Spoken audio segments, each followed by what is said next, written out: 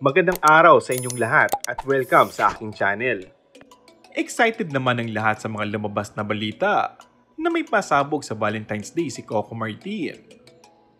Ang sabi, sa mismong araw ng mga puso, i-reveal lumaya aminin si Coco patungkol sa kanila ni Julia Montes. Kung totoo ito, ay good news dahil hindi naman umano siguro habang panahon ay maitatago ng dalawang mga issue na patuloy na ipinupukol sa kanila.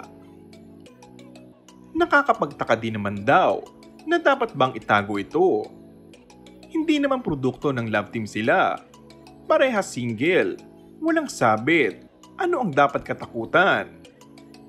Maraming naniniwala na hindi na maapektuhan ang karir ni Coco kung sakaling mag-aasawa siya o may anak na ito. Siya ang tipo ng leading man na hindi nasagabal ang private life sa kanyang karera dahil hindi naman siya yung tipo na merong kapareha na apektado ng private life pag nagkataon.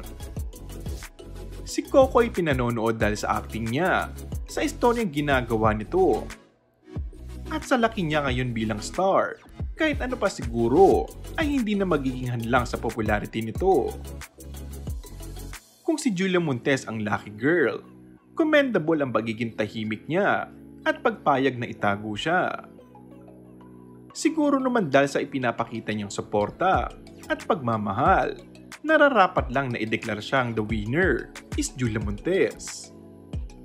Kung sakaling totoo ang balita, a big hand of applause and congratulations to Coco and Julia at sa napapabalitang bibo at super cute naman chikiting nila.